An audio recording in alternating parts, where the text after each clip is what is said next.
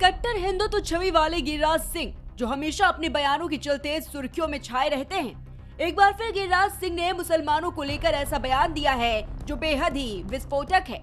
कुछ लोगों ने उनका समर्थन किया तो कुछ मुसलमान गिरिराज सिंह के बयान पर आपत्ति दर्ज करा रहे हैं। दरअसल सांसद ने कहा कि हमारे पूर्वजों ने जो देश का बंटवारा किया वो जो भी सोच समझ कर किया हो, अगर सारे मुसलमानों को भेज दिया गया होता तो आज यहाँ प्रॉब्लम नहीं होती। आपको बता दें कि गिरिराज सिंह केंद्र में मंत्री हैं, बिहार से आते हैं और अक्सर अपने बयानों के लिए सुर्खियों में रहते हैं, लेकिन इस बार उनके बयान ने एक नई बहस को जन्म दे दिया है। गिरिराज सिंह ने मुसलमानों को समस्या बता डाली। उन्होंने आगे बोलते हुए कहा कि 2011 से देखेंगे तो देश की आबादी का 5वां छठा पोजीशन रहा।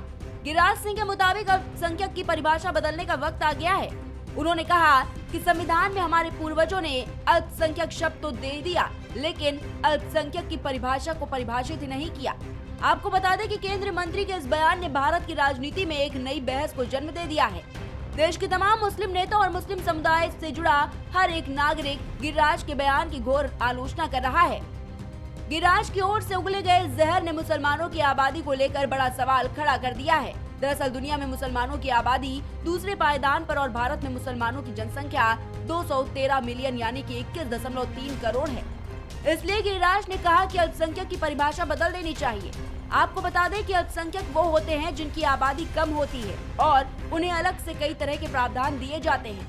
लेकिन अगर गिरिराज सिंह ने जैसे कहा कि अल्पसंख्यक की परिभाषा बदलने का समय आ गया है और भारत में परिभाषा बदली गई तो तमाम मुसलमानों को समान नागरिकों की तरह दर्जा मिलेगा और इसको लेकर संविधान में बड़ा बदलाव करना पड़ेगा, जिसके चलते देश में सियासत सहित पूरा देश जल उठेगा और भारत का परिदृश्य पूरी तरह से बदल जाएगा।